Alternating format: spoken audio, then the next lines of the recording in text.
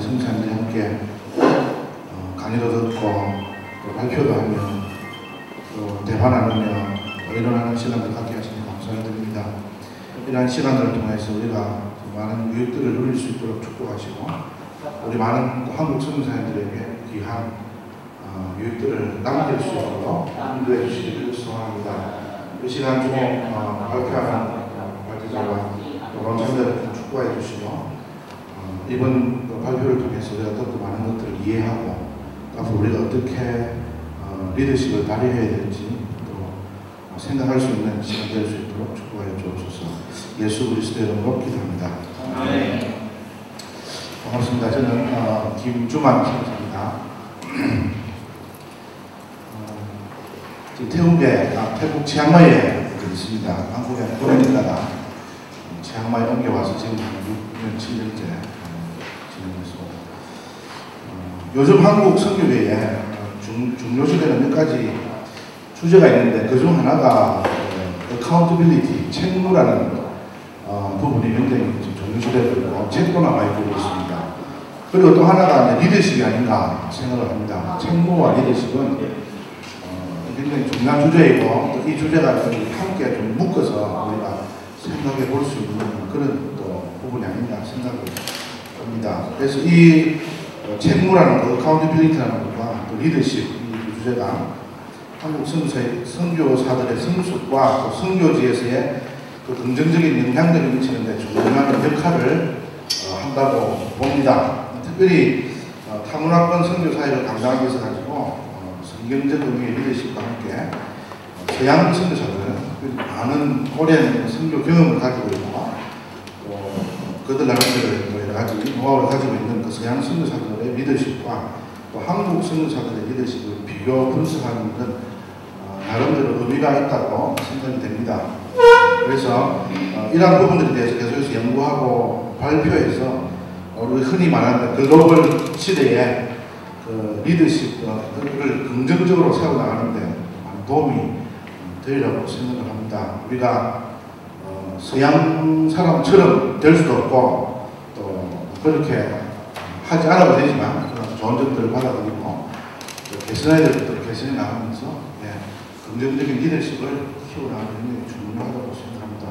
또 어떤 분들은 요즘 그 글로컬 시대다, 글로벌과 로컬을 묶어서 글로컬 시대다 이렇게 말을 합니다. 이런 관점에서 우리는 한국 선교사로서 또 한국의 리더십, 서양 선교사의 리더십, 우리 태국이니까 로컬, 태국의 리더십 이런 것들을 좀 잘 이해하고 연구하고 이렇게 이제 평가하고 함을 통해서 우리가 하나의 나라를 세워나가는데 또 귀한 역할을 담당하고 또 좋은 영향력을 흘러보낼 수 있지 않을까 생각합니다. 그래서 이 시간 제목이 서양 선교사들의 리더십과 한인 선교사들의 리더십의 현구세에 대한 비교 분석이라는 제목으로 정태영 선교사님 발표해 주시겠는데요. 정태영 선교사님은 1990년부터 2002년까지 NTM, New Tribal Mission, NTM에 몸담고 사역을 해 오셨습니다. 그리고 현재는 그 정관난에 있는 브라이브족을 위해서 헌신적으로 성경적으로 잘 사역을 하고 계십니다. 우리가 한번 박수로 우리 정태영 선교사님 또 맞고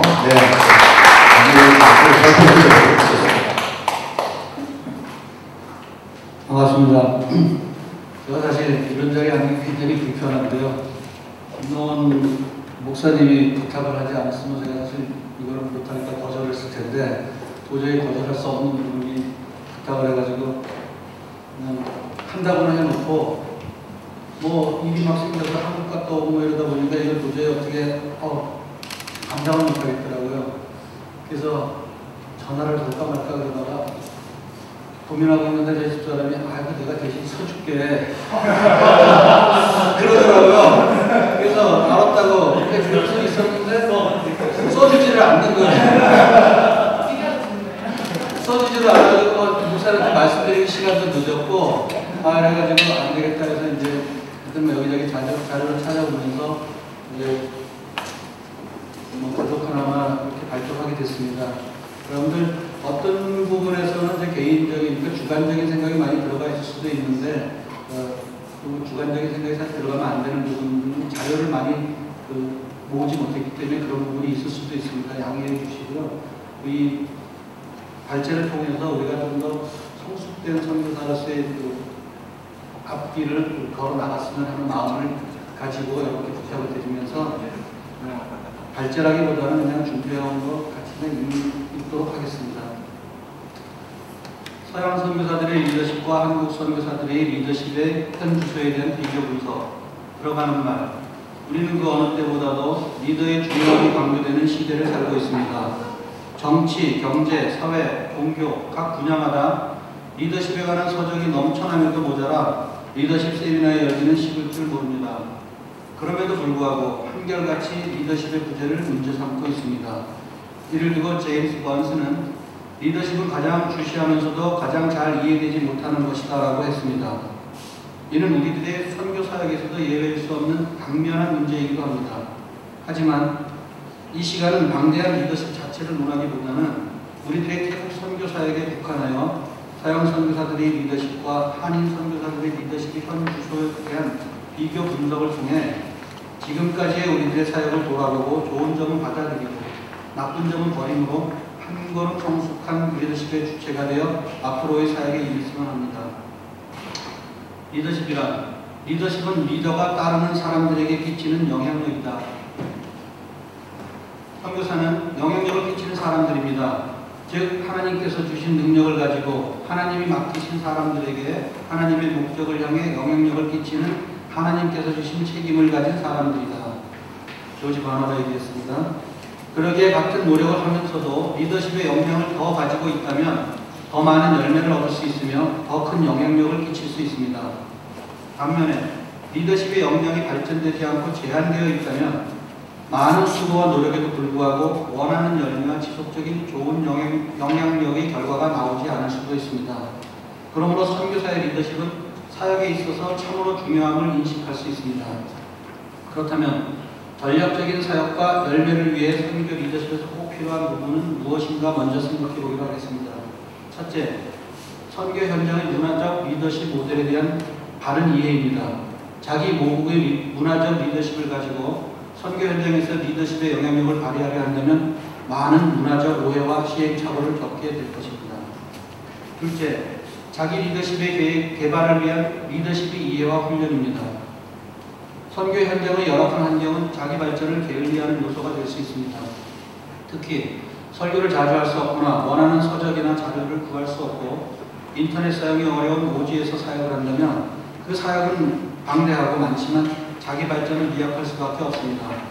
그러므로 선교 현장에 있을지라도 리더십의 이해와 교육을 통한 자기의 은사를 개발하고 계속해서 성장하기를 노력하는 모습이 필요합니다. 셋째, 팀 사역의 주체를 생각해야 합니다.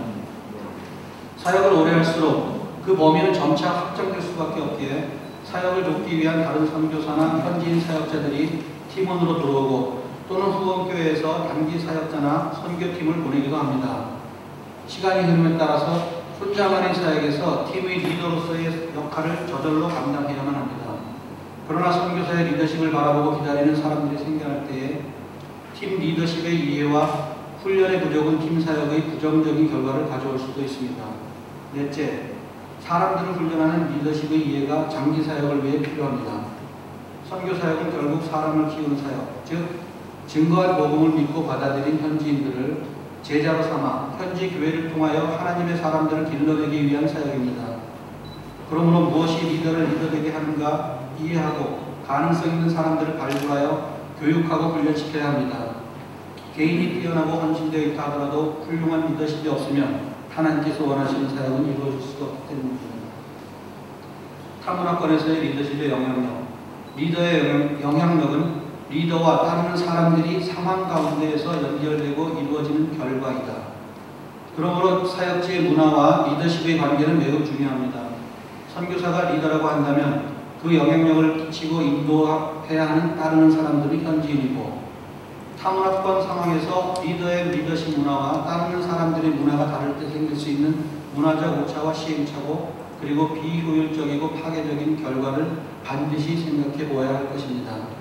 대략 세 가지의 차이를 발견할 수 있고 그 차이에 따른 엄청난 변화와 그 결과를 예상할 수 있습니다.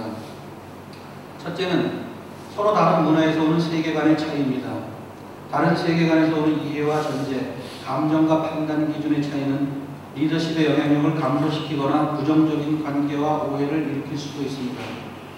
둘째는 문화마다 다른 리더십의 역할과 그 역할에 따른 리더십의 모습과 기대치의 차이입니다. 예를 든다면 태국교회 사역자는 설교자라기보다는 매니저의 역할이 강조되어 있습니다. 매주 설교를 하는 경우가 흔치 않습니다.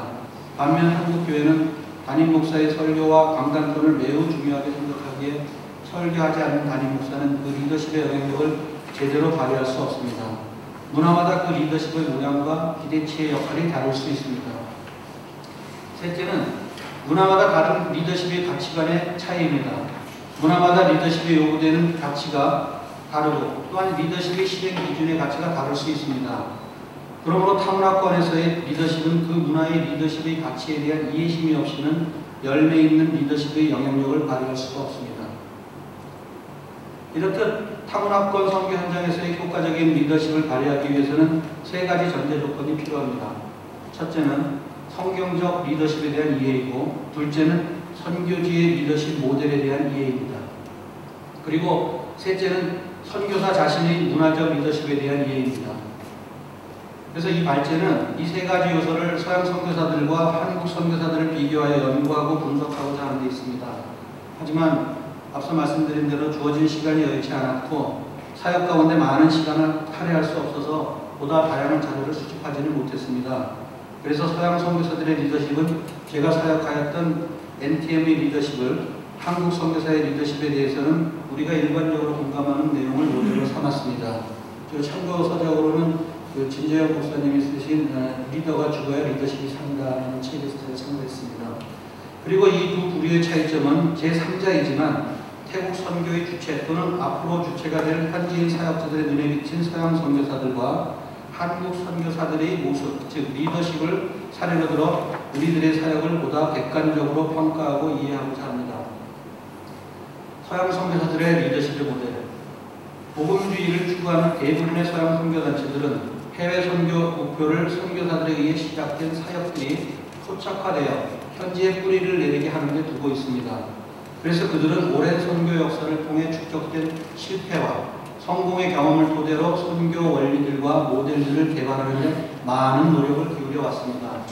특히 타문화 사역에 있어서 현지인에게 효과적으로 리더십을 이양하는 문제와 관련하여 세 가지의 중요한 선교 정책 또는 이론을 세우고 사역에 임하고 있습니다. 그 첫째는 3자 원리입니다.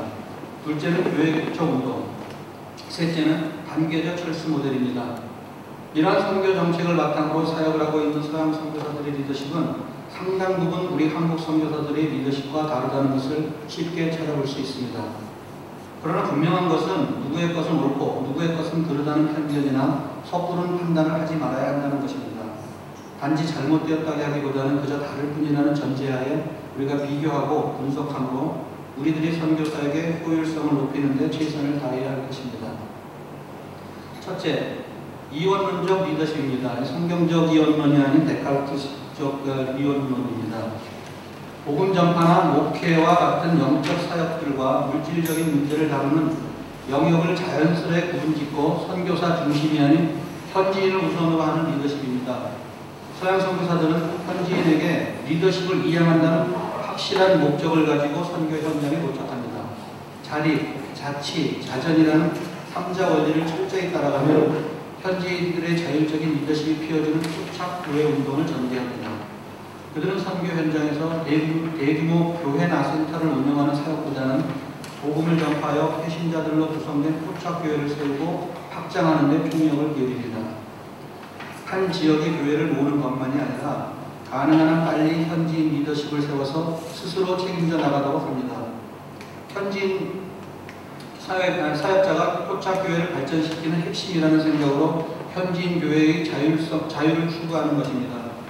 이러한 이유로 현지인 사역자들의 생계를 위한 가장 기본적인 부분을 제외한 추가적인 경제적 지원은 잘 하지 않습니다. 하지만 우리가 깊이 생각해야 할 것은 경제적 자립이 없으면 현지인 교회는 선교사로부터 자율적인 리더십을 갖기 어려운 이 현실을 감안할 때 과연 얼마나 효율적일까 하는 것입니다. 반면에 개인의 소유권이 강조된 사회의 배경을 가진 영향으로 자신과 가족이 물질적으로 풍요롭고 육신적으로 안락한 삶을 누리는 것은 당연시합니다. 실제로 태국 사역자들의 눈에 비춰진 서양 선교사들은 자신들과 다른 특별하다고 생각하는 반면 한국 선교사들에게서는 우리라는 공동체 의식이 강하게 느껴져 마음을 같이 할 수 있다고 말하기도 합니다. 둘째는 위원회 커미티 중심의 민주적인 리더십입니다. 서양 선교사들은 대부분 개교의 파송보다는 선교의 오랜 역사 가운데 튼튼한 기반을 갖춘 교단 선교부나 초교파 선교 단체를 통해서 훈련을 받고 나옵니다. 철저한 위원회 체제로 운영되는 구조 속에서 보통 2년에서 3년의 긴 훈련을 받으며 자신이 단체의 선교 정책과 전략 등을 몸에 익히고 선교 현장에 투입됩니다. 도착한 임지에서도 위원회 중심 체제 아래서 정착과 사역을 위한 준비를 하고 사역을 시작합니다. 마치 위원회의 지시나 간섭을 받아야만 하는 것 같지만 모두 대화와 토론을 통해 결정하는 민주적 방식입니다. 개별적 사역보다는 보통 3유닛을 한 팀으로 하는 팀 사역으로 프로젝트형 사역보다는 타문화 리더십 이양을 촉진하는 교회 개척 운동을 최우선 목표를 둡니다.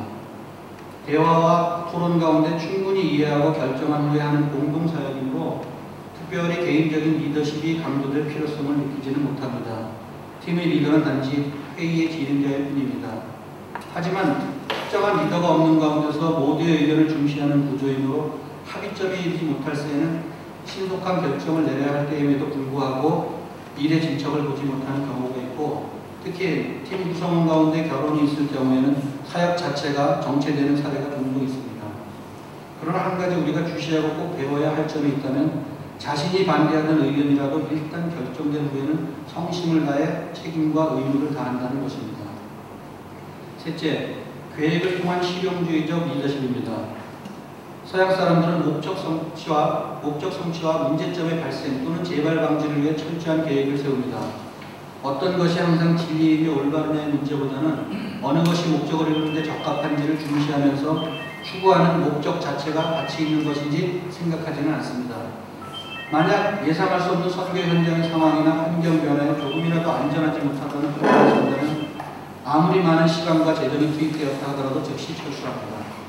이 과정에서 계획을 세우는 것에 대한 강한 성향을 보이는 사람들은 잘 적응을 하지만 그렇지 못할 경우는 구성원에서 떨어져 나가기가 쉽습니다.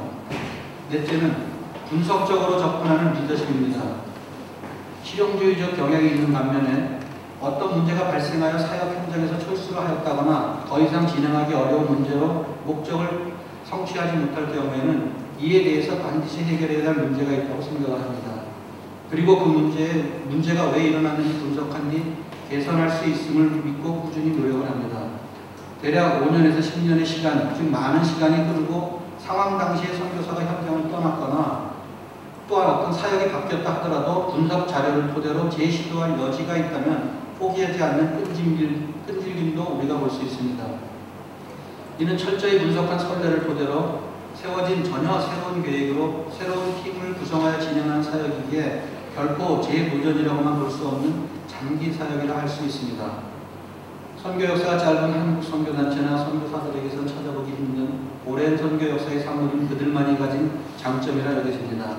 하지만 선교 현장에서 가장 먼저 핵심한 사람을 리더로 세우고자 끝까지 집중하는 경향도 있어 보다 빠르고 효과적인 열매를 거둘 수 있음에도 불구하고 그렇지 못한 경우를 보기도 합니다. 다섯째, 개인주의적 리더십입니다. 개인이 집단이나 사회를 이루는 기초라는 서양의 개인주의의 주의는 선교 현장이라고 예외일 수 없이 서양 선교사들에게서 쉽게 찾아볼 수 있습니다. 대부분의 동양 사회에서는 기본 관점이 개인에 있지 않고 집단에 더 치중되어 있고 개인의 정체성 추구는 아주 낯설기만 합니다. 반면 서양에서의 개인은 뚜렷한 정체성을 가지고 있습니다. 그리고 이 정체성의 중심부에는 자기 의존이 강하게 자리 잡고 있습니다. 이것은 이상적인 관계를 가족이나 혈연 등 의존적인 사람들에게 있다고 생각하는 우리 태국 사회와는 상반되는 것입니다. 다시 말해서 태국 사람들은 자신의 필요를 의존적인 사람들에게 쉽게 요구하고 또한 어렵지 않게 충족할 수 있습니다. 이들은 이를 구걸이라고 생각하지 않습니다. 마치 우리 그리스도인들이 하나님께 도움을 구할 때 구걸이라고 생각하지 않는 것과 같습니다. 그러나 서양 선교사들은 개인의 권리와 이익이 집단에 종속되는 형태보다는 공통의 활동 안에서 연합된 가운데 분리된 개인으로서의 집단 활동에 참여하는 경향이 강합니다. 이러한 이유로 인해 서양 선교사들은 선교 대상자들을 개별적으로 접촉하여 회심하도록 하는 반면에 한국 선교사들은 그룹 집회나 단체 모임을 통해서 선교 대상자들을 접촉하는 경우가 많이 있습니다. 여섯째, 조언자 리더십입니다. 서양 선교사들은 현지인들을 가리키고 훈련하여 그들이 조금씩 사역을 감당하기 시작할 때가 되면 단계적인 철수 계획을 세우고 떠날 준비를 합니다. 그 첫째가 상주하는 조언자가 되는 것입니다. 즉, 앞장서서 사역하는 리더의 역할에서 비껴서서 현지인 사역자를 앞세우기 시작하면서 그가 더 잘하도록 코칭하면서 조언하는 그런 조언자가 되는 것입니다. 그러면서 다음 사역지를 물색하여 준비하면서 왔다 갔다 하며 조언하는 자의 역할만 감당합니다. 또한 현지인 리더가 준비되는 대로 완전히 그 사역 현장을 떠나 새로운 사역 현장으로 옮겨갑니다. 그러나 현지인들과의 관계는 여러 형태로 지속되며 현지인 리더의 필요에 의해 언제든지 조언할 수 있는 자로서 남습니다. 서양 선교사들의 리더십에 대한 긍정적 평가. 어찌 보면 서양 선교사들의 리더십은 선교지의 문화적, 사회적 특성은 개의치 않는 자기우월주의적이라고 보여줄 수도 있습니다. 그러나 3자 원리에 기초한 현지인 교회를 개척하는 데 목표를 두고 일관성 있는 사역을 한다는 점과 목표 달성을 위해 가능한 한 빨리 현지인 리더를 세우려고 합력하여 사역의 집중도를 높인다는 점과 갈 길을 분명히 하여 초점이 흐려짐으로 시간을 낭비하지 않는 모습, 그리고 처음부터 철수를 목표로 사역을 시작한다는 점은 높이 평가해야 할 것입니다. 선교사가 중심이 되는 선교, 기지 중심의 선교가 아닌 현지인이 중심이 되는 포착화 선교를 지향하는 이들의 리더십을 우리가 본받을 필요가 있습니다. 한국 선교사의 리더십의 모델. 한국 선교사의 리더십의 모델은 한국 교회의 리더십의 모델에서 나왔다고 볼 수 있습니다. 그리고 한국 교회의 리더십은 한국의 문화관, 종교관, 세계관, 그리고 정치적 환경이 그 근간이 되었다고 할 수 있습니다. 특히 이 자리가 10년 이상, 4년 이상 다시도 했다는데요. 처음에 받을 때 10년 이상을 받아서 10년 이상 사역 중인 선교사들이 모인 자리라면 그 연령대는 대략 40대에서 60대로 한국의 근대화에서 민주화 시대를 모두 거친 세대일 것이라 추측할 수 있습니다. 대다수가 국가 안보와 경제 성장을 앞세운 강력한 군사정권 아래서 교육을 받았거나 일제강점기와 6.25를 겪은 세대들을 통해 교육을 받아온 세대들입니다. 이러한 시대적 환경 가운데서 한국 교회의 리더십을 세워졌고 우리는 이를 모델로 배우고 따르고 있으며 한편으로 후진들을 양육하고 있습니다. 그렇다면 우리가 배우고 따르고 가르치는 리더십의 모델의 모습은 어떠한지 먼저 살펴보아야 할 것입니다. 첫째는 카리스마의 절대적 리더십입니다. 한국 교회 단임 목사에 권하는 절대적인 1인 체제의 모습을 추구하고 있습니다. 한 사람만이 리더이고 다른 사람들은 리더의 역할에 들어가지 못합니다. 어떤 영역에서 탁월한 리더십의 특성을 가지고 있음에도 불구하고 단지 돕고 보필하는 역할만 감당할 뿐이지 결코 리더가 될 수 없습니다. 한 명의 리더는 절대적인 카리스마를 가지고 있기 때문에 회의를 통해 다른 의견이 나와도 결국은 그 리더의 마지막 한마디로 모든 결정이 바뀔 수도 있습니다. 이는 유교적 가부장 제도를 바탕으로 세워진 왕조 문화와 그 뒤를 이은 절대적인 군부 정권 통치의 산물이라고 볼 수 있으며 우리 교회도 자연스레 리더십이 이를 닮아가게 되었습니다. 둘째는 서열의식 리더십이다. 우리는 서열 따지기를 좋아하는 문화를 가지고 있습니다. 처음 만나는 사람끼리도 나이나 학번, 심지어 군번 등을 이야기하면서 상하관계를 가리려고 합니다. 그리고 일단 상하관계가 구분되면 이는 이미 서열로 결정되고 보다 편안한 관계로 발전하게 됩니다. 그러므로 당연히 연장자나 서열상 윗사람은 더 많은 기득권을 갖게 되고 결정된 서열은 계급의식을 가지게 합니다. 예를 든다면 교회 가운데 평신도, 집사, 안수집사, 장로, 목사라는 직분이 있습니다. 그런데 성경적으로 역할에 관한 이 직분들이 문화적 영향으로 인해 서열화된 계급의식으로 변질되고 있음을 볼 수 있습니다. 절대적인 1인 체제로 시작된 강력한 리더십에서 발생한 서열의식은 마치 피라미드처럼 내려갈수록 위치와 권한이 급격히 감소되는 모습을 보게 됩니다. 1인 체제와 서열 의식이 팽배된 조직체는 강력한 카리스마에 의해서 일사불란하게 움직일 수 있다는 장점이 있을 수 있으나 상부로부터 결정되어 하부로 하달되는 과정 가운데 밑에 있는 사람들의 인격과 의견이 존중되지 못하는 약점과 더불어 자칫 리더십의 권한을 남용할 수도 있는 위험에 빠질 수도 있습니다. 셋째, 지휘적인 파워에서는 리더십이죠. 가진 지위가 곧 리더십이라고 할 수 없습니다. 리더십의 영향은 어떤 역할을 감당하고 있느냐에 따라 결정되는 것이기 때문입니다. 그러나 우리의 리더십은 역할보다는 그 지위가 리더의 자격으로 더 중요하다는 생각을 가지고 있습니다. 철저한 서열의식 가운데 쉽게 나타나는 권위적인 리더십은 겉과 속이 다른 이중구조의 조직체를 만들 수 있음을 우리가 잘 알면서도 리더가 가진 개성이나 개인적인 관계 형성을 통해 생겨난 힘보다는 가진 지위를 통해 생겨난 힘을 리더십이라고 생각하기도 합니다. 넷째, 조심스러운 부분이죠. 도덕성이 결여된 리더십이다. 우리는 사회 조직과의 관계에서는 유교의 직접적인 영향을 받아왔고 심성은 상당히 무속적인 세계관을 가지고 있습니다. 다시 말해 우리의 정신문화는 한과 복이라는 두 개념으로 시작한다고 해도 과언은 아닙니다. 우리 역사와 같이 한 무교는 과거에 맺힌 한을 현재의 복으로 풀어지는 미래를 약속하면서 우리의 정신문화를 주도해 왔습니다. 개인을 향한 하나님의 사랑을 깨닫고 그 뜻대로 살 때 물질적인 현실의 복과는 전혀 다른 영혼구원의 영적 복을 이야기하는 우리 기독교와는 달리 생존을 위한 종교인 무교는 현실의 문제를 가장 중요시 여깁니다. 뿐만 아니라 무교는 영적인 존재들의 도덕적, 윤리적인 가치를 따지지 않고 단지 아군을 막고 복을 가져다주는 그런 존재의 흥정의 대상으로 봅니다. 그러므로 도덕적 가치나 원칙에 관심을 두기보다는 영적인 힘에 대한 구걸과 반발이 중요한 이슈가 되는 것입니다. 현실의 복만을 구하느라고 도덕적 가치관의 중요성을 따지지 않았던 무교의 이러한 영향은 도덕성이 불필요한 리더십을 가지게 한 이유라고 할 수 있습니다. 다섯째, 멘토링이 어려운 리더십이다. 현재의 한국교회나 선교 현장에서 활약하고 있는 리더들의 연령은 대략 40대 후반에서 60대 이후가 주를 이루고 있다. 철저한 유교와 무교, 군사정권의 영향 가운데 성장기를 보내며 대부분 농촌에서 태어나 문화적 변화와 사회적 변화를 겪으면서 지금의 리더십이 오른 다수성가의 세대이다. 무에서 유를 창조한 세대가 그 다음 세대를 키우기란 그리 쉽지 않은 일이다. 전 세대로부터 받아보지 못하고 키워짐을 경험해 보지 못했기에 다음 세대를 키우는 방법을 잘 모르는 것이다. 리더가 죽어야 리더십이 산다. 진지어 2002년에 더 나은 출판사 출판한 책에서 같이 했습니다. 이러한 한국의 문화적 리더십의 모델은 한국 교회의 리더십의 모델에 지대한 영향을 끼쳤고 한국 선교사의 리더십의 모델은 우리 한국 교회의 리더십의 모델에서 비롯되었다고 할 수 있습니다. 한국 선교사의 리더십에 대한 긍정적 평가. 앞서 언급한 한국인의 리더십이나 한국 교회의 리더십은 다소 부정적으로 보일 수도 있습니다. 그러나 이러한 요소에도 불구하고 한국 선교사의 리더십에 대해 긍정적인 평가를 하고자 합니다. 물론 여기에는 한국 교회의 끊임없는 기도를 통한 전적인 하나님의 은혜가 있음을 간과하지 말아야 할 것입니다.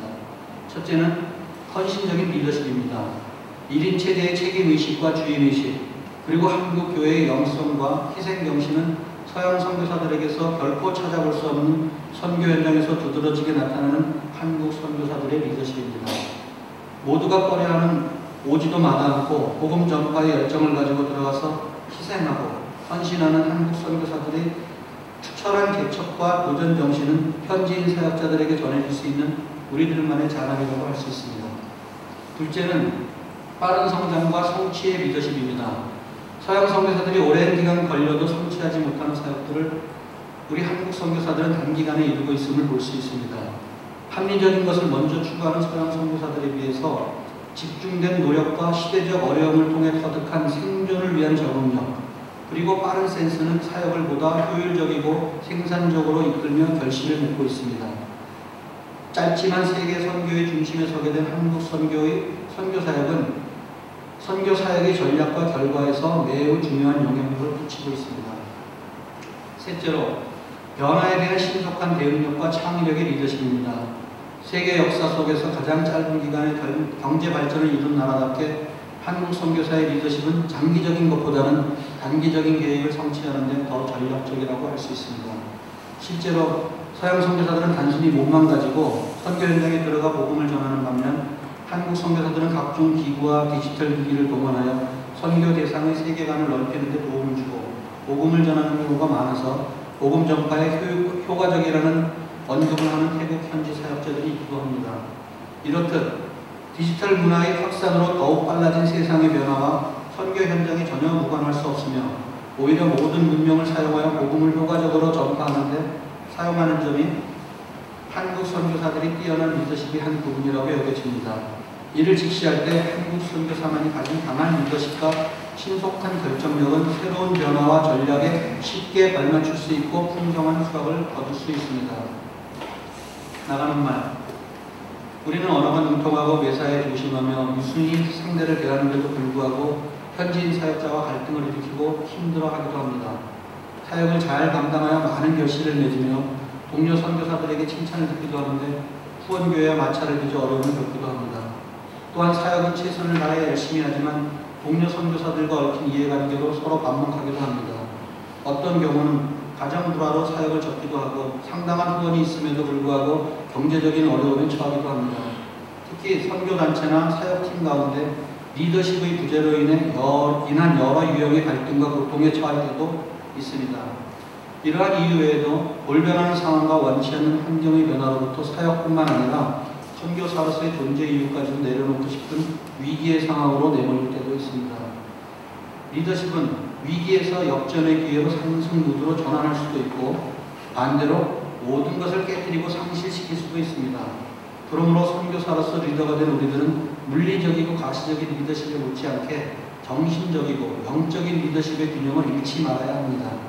비록 지혜가 모자라고 실수가 많고 부족한 점이 많고 성격이 모간하고 약하고 어려도 합력하여 선을 이루시는 성령의 리더십에 순종하며 따라야 합니다. 선교사의 리더십은 어떤 형태로든 복음 전도에 초점을 모아야 합니다. 따라서 우리의 것만을 고집하거나 부정하지도 말고 어떤 한 모델에만 고정하지도 말고 상황에 따라 능동적으로 리더십의 형태를 변경시킬 수 있는 상황적 리더십을 가질 필요가 있습니다. 그런 면에서 선교지의 여러 상황에 능동적으로 대처하며 의도적으로 변형을 시도하였던 바울 사도의 천부적인 리더십을 본받을만 합니다. 고린도전서 9장 19절에서 27절 말씀. 내가 모든 사람에게 자유하였으나 스스로 모든 사람에게 종이 된 것은 더 많은 사람을 얻고자 합니다. 유대인에게는 내가 유대인과 같이 약한 자들에게는 약한 자들과 같이 내가 여러 모양이 된 것은 아무쪼록 몇몇 사람들을 구원하고자 함이니. 리더십에 의해 역사가 후퇴하거나 자신뿐만 아니고 많은 사람들이 고통을 겪기도 하는 경우가 많았음을 보아왔습니다. 우리는 생명전선에 있는 선교사이기에 틀에 박혀 굳어버린 리더십을 버려야 합니다. 우리의 리더십은 천부적이든 후천적이든 관계없이 부단히 기도하고 배우는 열린 지도력으로 거듭 태어나야 합니다. 바울 사도가 나를 본받으라고 한 것은 분명 자신의 위대한 업적, 성취, 그리고 자신의 비전의 능력이 위대해서 자신을 본받으라고 한 것이 아님을 우리는 잘 알고 있습니다. 그가 우리를 본받으라고 한 것은 교만이 아닌 자신이 그리스도를 본받는 자로 산 것처럼 우리도 살기를 바라는 것입니다. 고린도전서 11장 1절 내가 그리스도를 본받는 자 된 것 같이 너희는 나를 본받는 자가 되라. 참다운 지도자는 그가 섬기는 공동체가 근본적인 삶의 갈망들을 이루어갈 수 있는 방향으로 발전해 가려면 어떻게 도와야 하는가에 몰입하는 사람이다. 켄 칼란. 우리는 리더이며 영적 지도자로서 현지인 사역자나 성도들에게 우리의 삶을 본받으라고 말할 수 있어야 합니다. 영적으로, 도덕적으로, 사역 기능적으로 모든 면에서 그래야 합니다. 그러기 위해 수많은 고통을 기꺼이 감내하며 끊임없이 자신을 달고 잡는 노력이 있어야 할 것입니다. 끊임없이 십자가 앞에 무릎을 꿇고 자신을 쳐서 복종시키면서 모름지기 영적 리더십의 모든 요소를 구비하기 위해 우리의 기량을 발굴 닦아야 할 것입니다.